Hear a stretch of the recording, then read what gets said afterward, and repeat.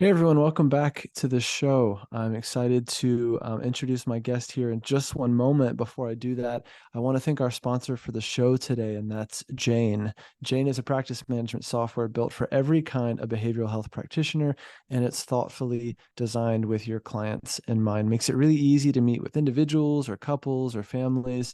They've got a telehealth option that is completely integrated with Jane, and lots of other great practice management features. If you're curious to see Jane in action, head to jane.app/mental health-US. We'll put that link in the description. And you can book a one-on-one demo. You can also use our code at sign up for 1 month off. So all that will be in the description. So thanks again to Jane for sponsoring the podcast. I'm really excited to introduce my guest for today. My guest is Rachel Sievers. She's a retired psychotherapist, counselor, and life coach with a master's degree of science in psychology. She's logged over 12,000 hours practicing psychotherapy and counseling. Today, she works in an expanded practice that utilizes both talking and action to achieve tremendous results, along with hosting her mental health podcast, Consent to Treat. Rachel, welcome to the show. Thanks for your patience with my intro. And Thank you. yeah, thanks for being here. You have the perfect podcaster voice. I just have to Oh, say that. thanks. Your voice is so nice. This is going to be a wonderful 45 minutes. I can't wait. That's funny. I used to do a lot of hypnosis, and Oh, I yeah. I think my voice lends itself well to that. Also, like Yes. if I want to use it for opposite things, like getting people to wake up, it's a little harder because my voice is like naturally a little more soft. Yeah. So, pros and cons. You got to work on the shrill. You Yeah, don't have that yeah. part. No, And I yeah. don't, but my 3-year-old does. Good. Just full guttural shrill as needed. Um, Yes. Thank you again for being here. I was excited when you reached out. You had some really interesting kind of topic ideas, but maybe fill us in a little bit more about kind of who you are and how you got here, and then we can get into what we're going to talk about today. Okay. So when COVID happened, as for most of us, right, it went entirely online. And that really clarified for me what I wanted to be doing with my practice. Because it took me so far to the end of the spectrum of disconnection and sort of like cold, hard therapy. Mm, It really showed me how much more I want to be in connection, be relational in my practice, and also working on my somatic experiencing credentialing. Uh, when you're licensed, there's a lot of rules that you have to follow, and somatic experiencing isn't quite yet recognized mhm. as something to be used in the therapy room. So I went ahead and retired my license. uh, Basically, my practice didn't change much other than I was allowed to just do a little bit more and feel a little bit more free. And Mm. that's when I started my podcast. And that the podcast is what's brought me here. We've had tremendous success with it. And now we're just wanting to get in connection with other podcasts and Great. keep growing. Yeah. Yeah, two questions. One is I want to hear more about retiring your license. That's something I think a lot of therapists wonder about, daydream about, Mm-hmm. whatever. I want to hear more about that. And also, Okay. just a couple of words about your podcasting, because I think you got a unique show. And what's the show about? And how can people find it? Yeah. Oh, I love my podcast.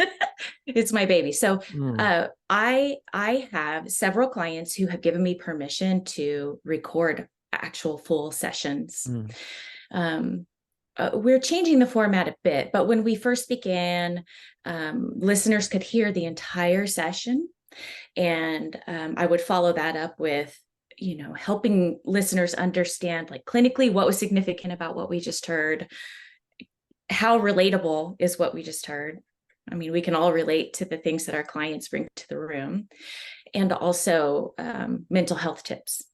We've condensed that mm, down. We're making, much shorter, uh, digestible episodes now. hmm. But the idea is the same. You're kind of a fly on the wall in the therapy room, well, counseling room now, and then you get to hear, tips from me, education from me, um, and a little bit of like, yeah, we're all in this. We all feel like this. We all go through this. We're all the same. you know. I Wow. think I think from the beginning we've always wanted to normalize the therapy and counseling experience for listeners. And I think we're really successful in doing that, making What a it. cool idea. Yeah, I Thank love you. this. Thank you. Would you say it's more geared toward consumers or toward therapists, or is kind of everyone in between? Consumers, definitely. Yeah. That's what the demographic we're seeing. Yeah. And why was that important to you when starting this type of show? I, I my answer to this is always sort of lame. So I have this fire, like this urge to do it.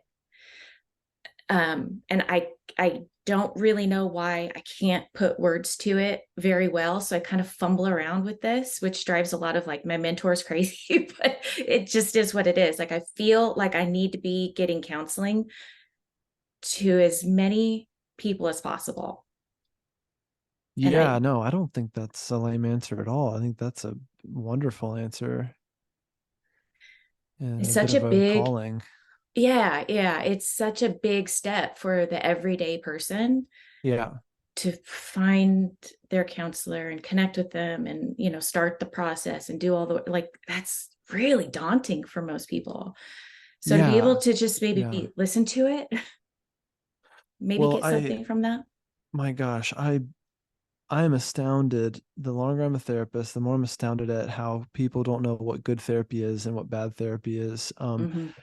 The other week, last week, I was talking to someone and they said, yeah, I have been like a first responder for, a couple of decades. And I finally decided to go to a therapist to talk about some difficult stuff I'd been through on the job. And they said, I sat down with the therapist and I started to talk about a call I went on. And then the therapist broke down and cried. And I ended up getting out of my chair and going to console the therapist. No, stop. And so she said, so I think it's like a cultural competency issue. I said that's not cultural competency, that's clinical incompetency at the highest level. And I was just astounded by this. I mean, I've heard of clients that say, oh, my last therapist fell asleep during the session, or they were Yeah. usually Oh eating a yeah. sandwich during the session. I'm like, where the hell do these people go to graduate school? I'm like, my mentors would just be absolutely sick to Right. hear about some of these stories. And then clients go, yeah, so I tried it and yeah, therapy didn't work, or my Yeah, therapy doesn't work. therapy doesn't work, right? And it's also like, I don't know if they were doing like CBT or if it was this other thing. They have no idea what they're kind of getting. So Right. Right. Yeah, it's a shame. yeah, I mean, I've got a lot of feelings about it and just feel protective Hmm. of people, consumers, and also of giving a good name to therapy. And anyway, this is an interview. I'm interviewing you, but not not going on my own rant, but No, I totally agree with you. yeah. And I've heard some pretty, I changed the focus of my practice for several years because I was getting so many people calling me saying, what are your prices? What are your hours? And I would give them the information and they'd be so hesitant to say, but I'm gay. Is that okay? Yeah. And I'm like, what? Of course it's okay. I mean, what the hell does that have to do with Yeah. anything? Well, you're the fifth therapist I've called, and you're the first one who said it's okay. Yeah. What? Yeah. So I completely shifted my practice to affirmative counseling, Yeah. making a Someone safe place. And yeah. someone asked me about that recently. It was actually, I think it was someone on my team, like my assistant. It was like, oh, do we have to, is it important to put that on our site? And it's like, sadly, it is important because people are Yeah. We shouldn't going have to, through, but we yeah. shouldn't have to exactly. Right. But let's not assume that people, think Hmm. we're safe.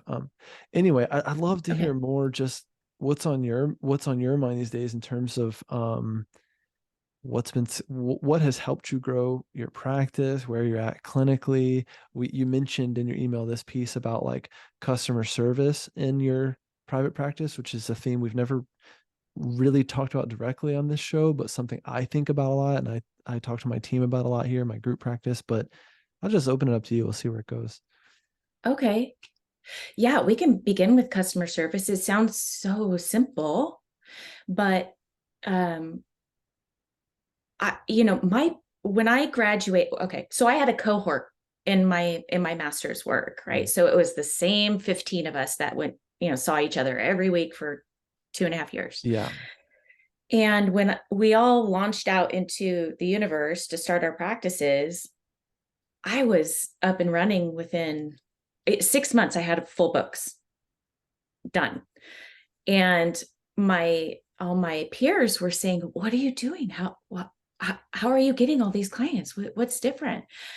And my first question was always, are you answering your phone? When it rings, do you answer the phone? And I like to think of us like, what if you were an auto body repair shop Yeah. and you got phone calls all week, but you only returned them on Friday afternoons? Yeah. You would never get customers. They would go find a different auto body Yeah. shop. Especially if my car is literally like broken down and not Yeah, running and I need a car exactly. today. Exactly. Yeah. So, rule number one, pick up your phone. But I'm interested your thoughts on this. What state are you located in? California. Okay. So it's like we have to run a business, okay? But we're also not really allowed to be a business. Yeah. We can't really advertise ourselves like, I'm the best one in town, or 50% off your first try, Sure. or Yeah. Yeah. Here's a package tell of it, sessions or yeah. or yeah, tell a friend and I'll give you a discount. We Yeah. can't do the normal things. So I think that in addition to not really having knowledge on how to run a business and how to deliver good customer service, we're also kind of scared to act like a business. Yeah. Oh, because we don't want to, get in trouble. Yeah. Yeah. Um. Anyways, I I grew up in a family-run business, so I think I've just always had that spirit of, Yeah. just work really, really hard and make sure your customers are happy. And if you mess up, say you're sorry and make it up, like Yeah. be good, treat them like you would a customer, not a mental health client. Yeah. No, treat them like a customer and a mental health client. Yeah, I think that's the interesting blend and some of the nuance that is different about our profession is that there is Mhm. that clinical relationship piece right off the bat. And also, if you put your customer service hat on for a second, you realize the bar is already kind of low in terms of therapists in private practice. Like answering your phone, I think is a great Mhm. starting point and a way to differentiate. And many other steps from there. So I think about like the customer journey. So for instance, like here's a comparison. My website designer is ridiculously good at design and also ridiculously good at customer service and like project management.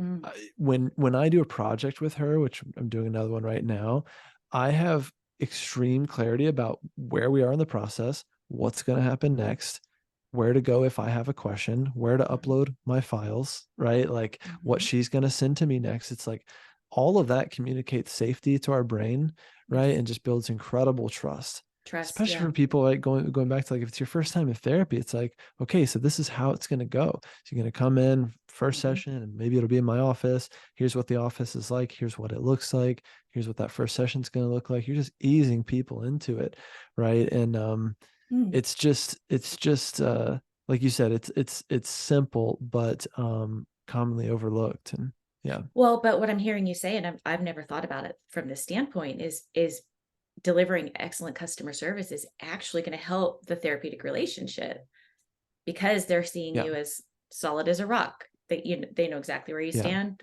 where the lines are at. They're going to Yeah. feel safer in that environment. That makes so much sense.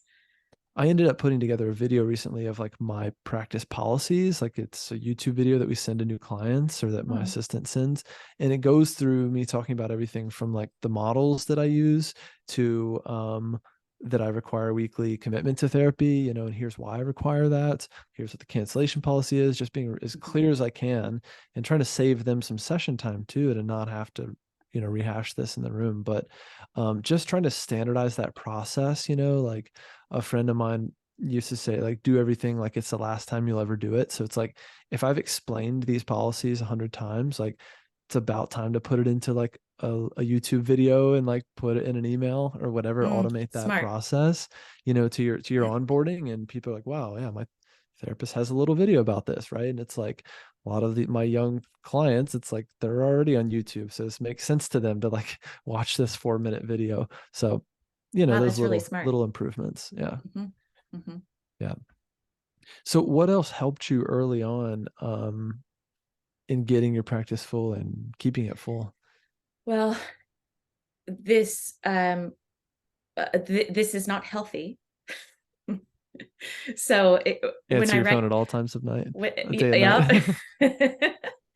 um yeah, I had some poor boundaries around, answering calls and stuff like that.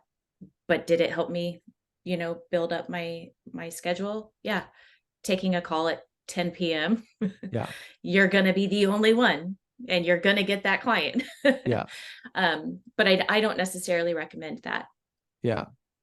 I do recommend, if it works for your lifestyle, to work on Sundays. Yeah, sure. Sure. People love going to therapy on Sundays. Yeah. It has always been my most successful day. Everybody shows up. I could book 8 a.m. to 8 p.m. if I wanted to, and every last person would show up. And they're really in a nice mindset. They're Yeah. not rushed. It's not like, oh, I'm on my lunch break. I gotta clean up and go. Just Yeah. really nice things would happen on Sundays. I don't do that anymore because it doesn't work with my life, my personal life. But Yeah. if it's possible, absolutely work Yeah. weekends, especially Sundays. I actually love that. I have, we have clinicians here at my group practice that will work Saturdays, especially as they're getting started. I don't require them to, but it Hmm. helps, especially Hmm. for like couples work and stuff. Besides that, we require them to work at least 1 or 2 evenings a week because of these Yes. after work hours are so in demand. And Hmm. to your point, when I was starting out in San Francisco in my first practice, yeah, I would go late in the evening, and I actually love those sessions, and people were done Hmm. with work and it was quiet and Yes. it's like cozy at night, and it's just I just love that. And I'm a night owl, so I feel more focus at night, and there's not just a bunch of like noise happening, so to speak, or like emails that I'm worried about mid-session. And so I just love that. Even 2 evenings a week can be really solid, prime time slots for folks. So I love that. Absolutely. To your point Absolutely. about the phone thing, I like, on one hand, yes, have good habits. On the other hand, a bit of that extra effort and kind of hustle can be great. Hmm. Not to kind of glorify hustle culture, so to speak, or like being in that all the time, but when you're getting going, absolutely, I would do the same thing. Hmm. Get back to people, whether it was 10 p.m. or a Sunday, of just like, hey, let's chat for 15 minutes, and I also, kind of grew up at one point seeing my mom building her real estate business and the way she would do that and go the extra mile for her clients. And that really mattered to know that she was like reachable in there and by their side. So I noticed that a lot too, just like feeling like you're there. Because people in that critical reaching out point, people are they've decided they're ready and that something needs to change, and that as scary as it might be, therapy needs to happen and I need to see someone, and they're wanting to complete that loop in their mind of booking Yeah. the first session or just saying, yeah, this Rachel person seems great. So if you can just book that first appointment, like, hey, Thursday at 2, great, they do it and they feel relief instantly and they know they've finished that. Now they can just be ready for the session. So Absolutely. Yeah. Yeah. And I think just keeping a really close eye on yourself and just noticing if you're starting to cross that line yeah. into I'm overwhelmed, I'm overstimulated, I haven't had enough rest, and put the phone away again. But if you've got the energy, if you've got the drive, if you're in that place, like even now, if I'm wanting to bulk up my schedule a little bit, I'll keep my phone on, Yeah. or Yeah. I'll yeah, yeah, Hmm. I'll open up an Well, extra evening this month or yeah. something. It's Yeah, but it's just not consistent anymore. Back, I mean, Yeah. 15 years ago, yeah, I could do 6 months like that, but not anymore. Yeah. Too No, old. I'm with you. I'm with you. What about, so like, if you're a solo practitioner, let's say you don't have any admin help and you're in Mm. session most of the day or all the day and can't answer the phone, is the next best bet, in your opinion, like calling people back that evening? Is it texting them back? Is it, we use like a scheduling widget like Calendly or something so people can book a call as soon as like later today or tomorrow morning. Okay, Yeah. yeah. Yeah. I'm a huge proponent of actually put the time in your schedule. Uh-huh. So between 10:30 and 11, I respond to all my emails, all Oh, my I text see. messages, all my voicemails. But I like to chunk it up. Yeah. If I'm doing this thing, I want to be doing just this thing. For me, that's the most effective. Yeah. Where you put that in your day, it might be the first thing you do when you get to the office, might be the last thing you do before you go. I think it's different for everybody. Yeah. Yeah. Yeah. But for me, it's probably almost taking a break from that mindful focus that counseling requires from me. Hmm. It kind of gets my mind off of things, maybe go for a walk and then get back into counseling again. So Yeah. it's more a midday thing for me. Yeah. Yeah. That's great.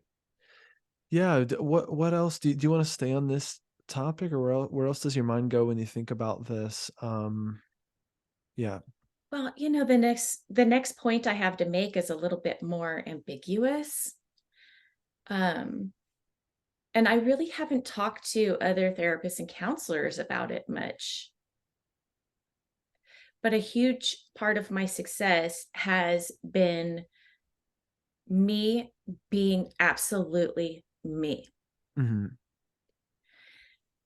I don't try to know more than I know. I Yeah. don't, I let my personality come out in session. Mm. I might self disclose if it's going to help the client somehow, if it's going to help them trust me or gain some sort of rapport with them.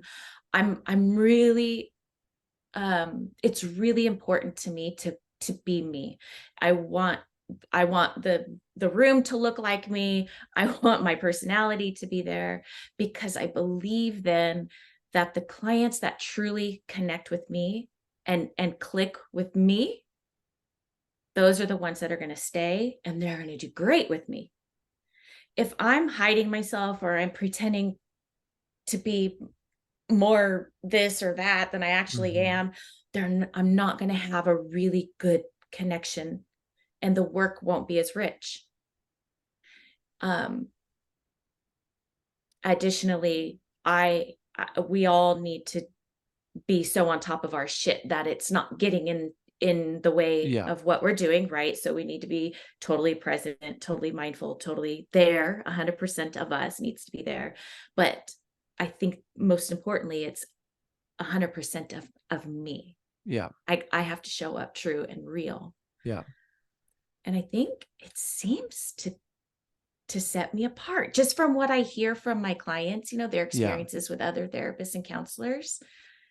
They seem to appreciate my realness. I Yeah. don't know. What are your thoughts? I'm interested in hearing. I'm actually resonating with that a lot. I'm a big fan of it.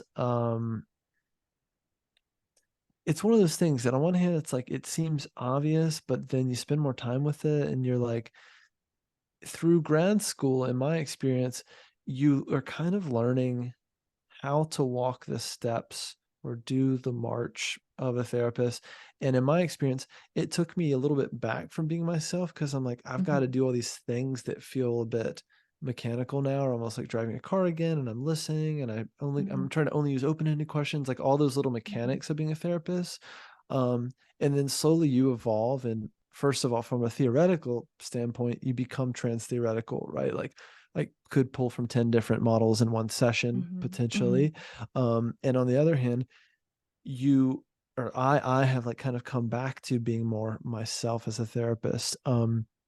But also had periods where I probably felt really performative, or I was like super into this evidence-based thing and everything is like mhm, CBT is the way, right? And I was probably dogmatic about that. I'm in a weird, amazing kind of revival right now clinically. I've discovered IFS and I'm like a total convert. Um, what is that? internal family systems. Oh, okay. All right. Yeah. So and well, in IFS, so we have self, which is like your true self, Mhm, your authentic self. That's kind of like your essence or your soul. And then you have parts, and we focus on the relationship between self and parts.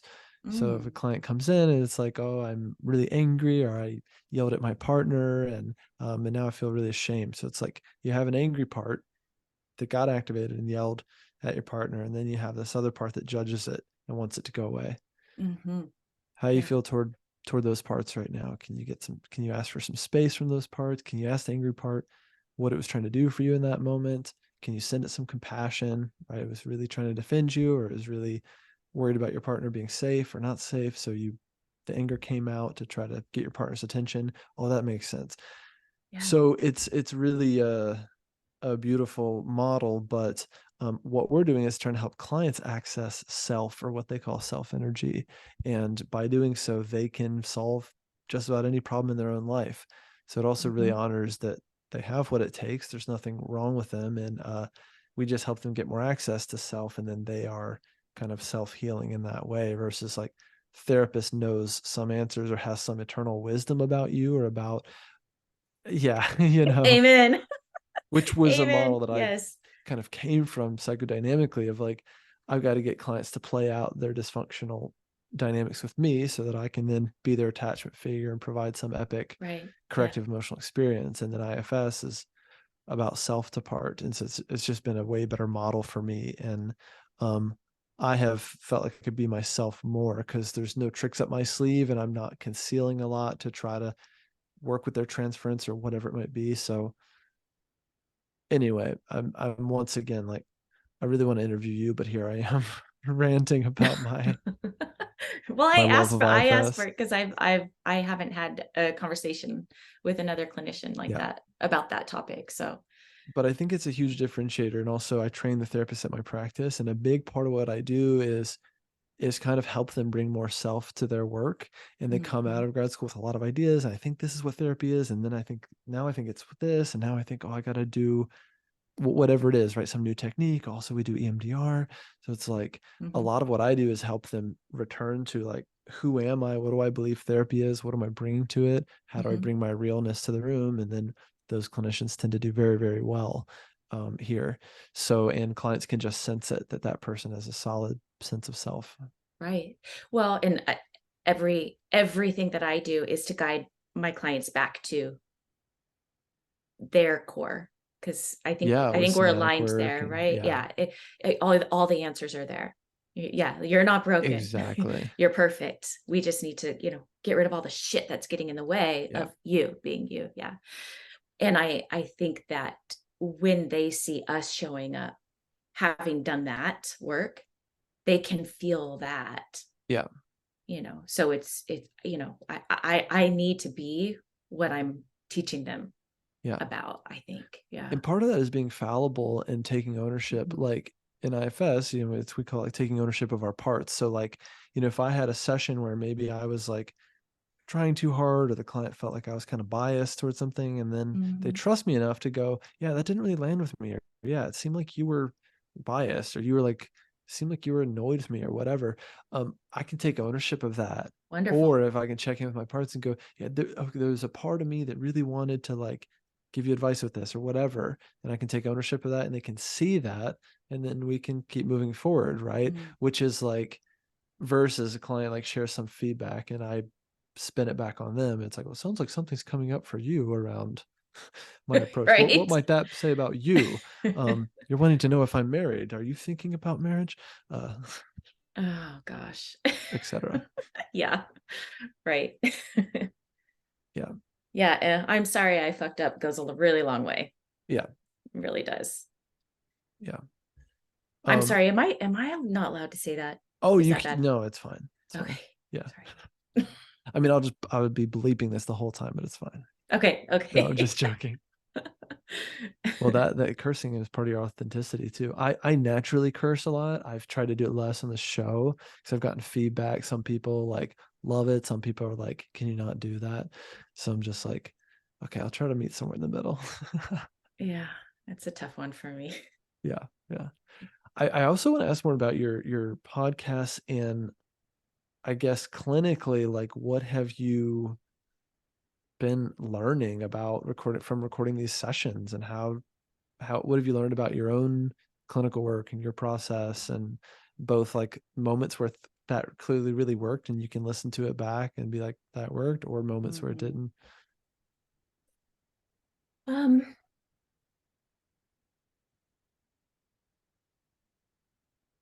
it's my first time answering this, so give me a second. Mm-hmm.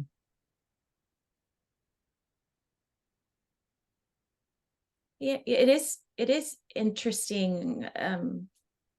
I've been in private practice so long, um, that I don't get a lot of uh, feedback unless a client is like, oh my gosh, it was so great. But I'm not getting Yeah. critical feedback, right? Unless I'm going to my peers and asking for help or something.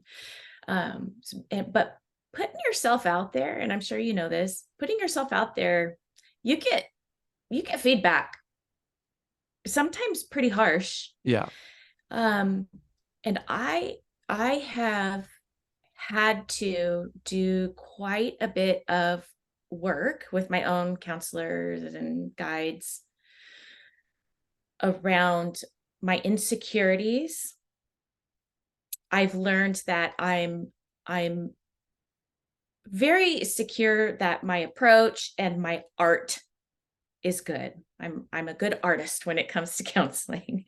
I'm good at the relationship, my delivery is good most of the time, but Mm-hmm. I'm very insecure when it comes to my knowledge. Hmm.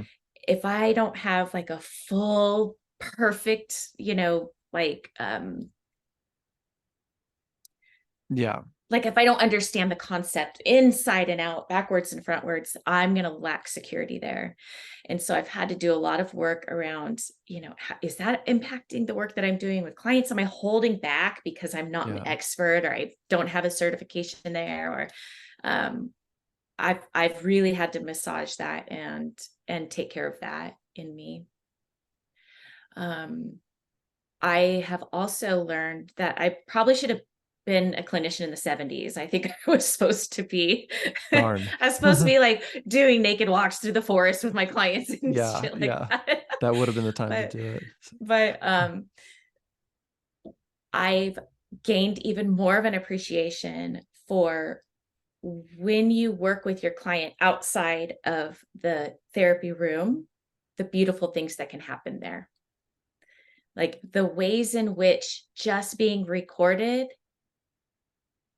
have helped some of my clients, and the experience of coming to my home and chatting with me on the back porch afterwards, and doing a little launch party together and getting to meet one another, and there's all this extra cool stuff happening with Mm. them, and I'm trying to keep my eye on them the whole time and make sure that they're supported throughout. And um, if we get feedback online about them, or I want to keep them protected and safe there, but they're growing in ways they never would have had we just stayed in the counseling room.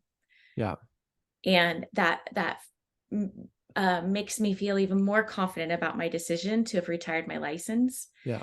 and makes me more confident to say, you know what, next week we're going to meet at the stairs, and we're going to walk stairs together instead of sitting in the room. It's making me more confident to offer different ideas and different Yeah. activities, and Yeah. there's just potential for growth in so many ways if we allow ourselves to be creative and careful at the same time. Yeah. That was a really meandering answer. Not at all. Um, well, it sounds like you're building out almost like a community around your practice and this podcast, and just this idea of having a session recorded and how it can help other people is Mm-hmm. huge, and also destigmatizing. And Mm-hmm. the therapist in me is also noticing this part of, like, you started off by saying you have this thing about knowledge, or like, not, what if I don't have knowledge or whatever. And then yet everything you just described is like not really something that relies on you having more knowledge than these people that are coming to your house for help. Right. Because if you put yourself in that position, and then that's how it's going to feel, that you need to know more about your client, more than your clients, Mm-hmm. which is a faulty assumption in my opinion, right? I think there's a lot of therapists that have that expert role and you come in, it's like, let me tell you about your trauma and the trauma response, and this is what's happening in your body and this and that, and this psychoeducation piece. I think I don't know. I'm mixed about it. 'Cause I'm like, on one hand, if that helps a client, great, but also puts you in this role of kind of like needing to know more. And then when you Mhm. start telling clients like what their life is, right? Or like, here's why your trauma is, causing you to drink or whatever. It's like you're putting that out there and saying like, this is your reality.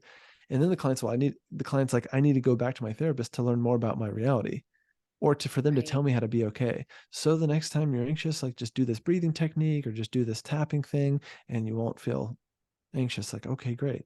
And then that works, or it works a little bit. And then they come back and like, the tapping thing isn't working anymore. What do I do now, doctor? Or whatever Right. that response is. So Right. I'm just noticing all that. And again, like I came from models where I've done more technique driven stuff where it's like, let me show you how helpful I can be with all my worksheets and my CBT stuff and my techniques and like all Aren't I these things. good? Yeah, aren't I good? Right, Aren't I exactly. good? Aren't I good? Whereas now I just see it myself really as a guide, and I have no idea where this is going, and I embody that more of like, especially in IFS, it's very exploratory, it's very experiential. It's like, let's go toward that part. Are you interested in getting to know that angry part, right? What's it saying to you? And I'm facilitating an interaction and an experience, but it is by no means about me knowing a lot. That's been the most profound relief I've had in 10 years of being a therapist. Yeah, I'm and not concealing a lot, and I'm not in a position of having to know a lot. thank you for saying that, because it's just nice to hear. It's just nice to be reminded of that. Yeah. Yeah, because Yeah. that's definitely a little hang up of mine. Yeah. Mhm. Yeah. We've And got the yeah, go reality ahead. is we're all reading the same books. Yeah. You know, like we're all getting the same information. Like maybe you're a little more specialized in this and I'm a little more specialized in that, but at the end of the day, it's like it's we all know the same stuff. Yeah. It's the delivery of it, it's the presentation of it, it's Yeah. how we hold it that makes you special and me special in a different way. And each of us. Anyways, yeah. Well, clients also know a lot too. Client came in the other day. I was like, "Hey, I read, body keeps the score, and so I read this one thing about trauma, and it sounds like this can happen. I think that's happening to me." And they're looking to me like, "Can you validate that?" I'm like, "Sounds right to me. I don't know." I'm like, if that book helped you make sense of your experience, great. Yeah. Like, oh yeah, well it did. It did. Okay, great. Like they're coming in very Mhm. informed, right? Or they're coming in and be like, I already read the IFS books and now I'm ready to do it. They know exactly what I'm doing, right? There's Mhm. no tricks up my sleeve. They can see all my cards. And Yeah. that has become very important to me at this stage in my career as a therapist. Is that lack Mhm. of concealment, you know, that I'm not sitting here analyzing you and just trying to, you know, prepare some epic response or this corrective emotional experience or making some epic process comment because you're projecting your father stuff onto me and now I'm going to use it, to get you to make some huge shift or release. Yeah. But that's how I was trained, that psychodynamic work is how I was trained. So Mm. did that for a very long time. And yeah, yeah, I it's love weird. the way you worded that. That was great. We have a weird job. I'll say that. Few minutes left. What else comes to mind? What else do you want people to know? Whether it's yeah, again, kind of both worlds, like your clinical work, also this podcast. We've talked about the customer service piece of private practice. What else do you want to say Um, today? well, you had mentioned earlier the retiring the license. Oh yeah, That I'd love to hear that about might be that. interesting. Yeah. Yeah, I should have asked about that a long time ago. It's like a very practical thing I wanted to hear about. Yeah. It's so funny the responses that I got from people when they Oh, heard I that I bet. was what? Yeah, I bet they What? had a lot to But say. you worked so hard for that. And but how are you going to make money if you're not billing insurance? And Yeah. I've never regretted it for 1 second. It was so freeing. Mm, I am both very grateful that I was, able to have that license, because I think in the beginning I kind of needed those letters behind my name for people to yeah. think that I knew what the fuck I was doing. But after I have hundreds of people and that I've seen and I've worked with and who are happy with the work that I've done, they're just sending me they're just sending me new clients all Yeah. the time now. Yeah. So I don't need those letters behind my name anymore. I feel so much freer to be really creative and try new things in the moment, be really present there and not be going, "Oh, is this okay?" If I have a client who really needs physical touch to be grounded in the moment, now I get to touch them and I don't have any of that like weird energy happening in my body, like, oh God, I could get in trouble for this. It's really beautiful, and I think I feel more relaxed and creative in my practice now. Yeah. um, I understand why people keep their license. I get it, and Yeah. I don't I there's no judgment there whatsoever. But if you're considering it, just know that there's life on the other side. Yeah. And just know that people will pay for your services out of pocket. Yes, they will.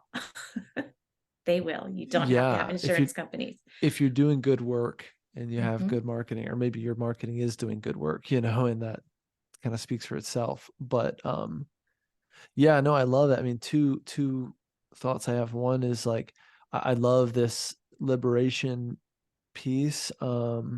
I definitely understand like these limits of always just kind of like fearing the board and this license and you have so much to Mm, lose, and what if a yeah. client sues me and all that. It's just a lot. Or even like even more benign stuff of like I sold a pack. I wanted to sell a package of sessions to my client. It makes a lot of sense from a business standpoint, you know, and Mhm. yet I can't, right? I'd get Yeah. in big trouble maybe. There's a lot of that fear that goes around, and the board is really there not to protect us, it's to protect consumers, you know, Mhm. from dangerous clinical work, which I get that, but most of us are doing good work and well Right. intending, and yet we got to answer to this board of, you know, tired therapists and whoever they are, you know, anonymous therapists that could like end your career. It's really weird. And I see therapists, yeah, becoming coaches, moving on or moving international and just doing the work they're going to Mhm. do anyway. Like I see a lot of that happening. And I guess personally, I think it's great. I think like if you're becoming the helper you're going to be anyway, and you have less constraints on that, that's an incredible thing. Yeah. I saw a therapist here in San Francisco for years who she would do like a lot of somatic work, or like Stephen Porges. And so there were times halfway through session where I would just hop up on the massage table and she would do Mm, whatever, you know. um wonderful. yeah, and it was incredible. Wonderful. She would basically put her hands under me like this diaphragm work. I don't know exactly what it was, Like cranial sacral stuff? not quite that. I do that with my massage therapist, Uh-huh. but it was more like yeah, this polyvagal theory stuff. So I'd be talking aloud and working through trauma and stuff, and she would like have a hand like on my back or on my shoulder, whatever, and kind of go under like the sheet or whatever on the massage Uh-huh. table and just like hold or like send energy there or whatever. And I mean, it was incredible, but I'm Yeah. also like, part of me was like, what would the board think about this? Right. It's also Right. in her house, and sessions would go for an unlimited amount of time. They would just go until it's over. So that's just how she rolled. She could do everything Wow. her way. That's amazing. But I haven't seen that many therapists who work that freely, is what I'm trying to say. Right. Right. Yeah. But at the time, I Um, was like, wow. I mean, we always think of the client is very in a very vulnerable position, right? We Yeah. have all this power over them. Unless I'm a Yeah. predator counselor, right? The the client is actually in the position of tremendous power. Like we're very, very vulnerable, you know. Yeah. y- we're very vulnerable when we're licensed. Yeah. Yeah. Anyways, yeah, I don't look down upon it. There's no judgment, but I also, for me, it's been a very freeing experience that I've Yeah. enjoyed very much. My last logistical question about that is like, what exactly do you call yourself, and how much research did you do on that in terms of like, can I call myself a counselor or a coach or whatever? When clients ask, what do you say? And from a legal perspective, like, how far did you look into it? Yeah. Well, I spent some time with camp, the lawyers at Okay. camp, So you're in and California too. Okay. Yeah. And they guided me through exactly, the words that I can use, the words that I can't use, the things that I need to say, to let people know, and how to advertise myself. And I now am an MFT RET, retired. It's in parentheses. Uh, So that's the appropriate way to denote that. But when someone says, "What do you do?" I say, "I'm a counselor," or "I'm a life coach." I'm a yeah. mental health podcaster, and I just try to keep it simple. I still Yeah. stumble sometimes and I say I'm a therapist. Wait, no, I'm not a therapist. Because the camp lawyers, I hear their voices in my head. You cannot say you're a therapist anymore. Yeah. But I do it all the time. I'm always messing that up. But Yeah. That's I'm a interesting. counselor. Yeah. But according to them, it's okay to say counselor, even though there's also like, I'm a licensed professional clinical counselor in California, like an Mm, LPCC, but you can say counselor. yes. Okay. Yeah. Interesting. Yeah. But I can't say I'm a licensed anything Got anymore. it. Yeah. That makes sense. Yeah. It's also like, I've lived abroad a couple times and there's places where, yeah, you can call yourself like a counselor, but not a therapist or whatever, not a psychologist, but you're a counselor. And Hmm. it's, you throw the terms around, but really, like, to your point before about authenticity, I think clients are most concerned about who you are and what's it like to be in the room with you. Hmm. And that connection and that relationship is everything in a way. And so, yeah, I think clients are probably more open to it than therapists think in terms of the title. I have never had a client ask me about being a therapist versus a counselor. Yeah, exactly. If it has come up in the conversation, I've never had anyone say, "Oh, I gotta go. I'm looking for a therapist, not a counselor." Yep. It's never swayed someone's decision. And this is like 2.5 years in now. Yep. That's great. Hmm. Well, this has been great, Rachel. I mean, we could obviously talk for hours and maybe cumulatively we will. I'd love to have you back on sometime. And Oh, I'd love that. but yeah, I guess let people know how they can learn more about you, both your practice and then also, of course, the podcast, and we'll wrap up. Yeah. Okay. So you can, if you want to work with me one on one, I do online sessions, Uh-huh. and you can book with me at rachelsievers.com. And Sievers is spelled Sievers. I also do a lot of social media stuff. I do demonstrations of good communication, borderline personality disorder.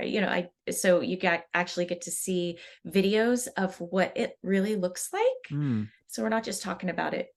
I'm demonstrating it, and I'm on Facebook, TikTok, Instagram, at what are my handles? Rachel? All consent to treat. Oh, it's all at Consent to Treat. Consent to treat podcast. Consent to Treat podcast. Facebook is I'm sorry, Rachel, I'm not good at this stuff. Rachel M. Sievers, but you might want to mention we're changing. And we're changing the name of the podcast, so none of okay. that matters. Everything I just Yeah. said. But Consent to Treat is the show. And Yeah. then, yeah, Rachel Sievers. Yeah. yeah, And if you want to listen to my podcast, it's Consent to Treat, and that's on all podcast apps and great. Love platforms. it. Yeah, Mhm. we'll put links to stuff in the show notes and whatnot. Great. Rachel, thank you again for being here. It's great to meet you, and thanks for your Yeah. openness about your journey and about yeah, your thoughts about all this stuff. So thank you again, and we'll have to stay connected. Yeah, absolutely. This was a pleasure. Really Yeah. enjoyed this. Thank you. Thanks everyone for listening, and thanks again to Jane for sponsoring the episode. And I will see you all soon. If you enjoyed this episode, like I mentioned before, I'm dipping my toes into involving more clinical topics in the show. So if this is something you're liking, let me know. You can always shoot me an email, john@privatepracticeworkshop.com. And if you absolutely hated it, you could just keep those thoughts to yourself. Thanks so much. See ya.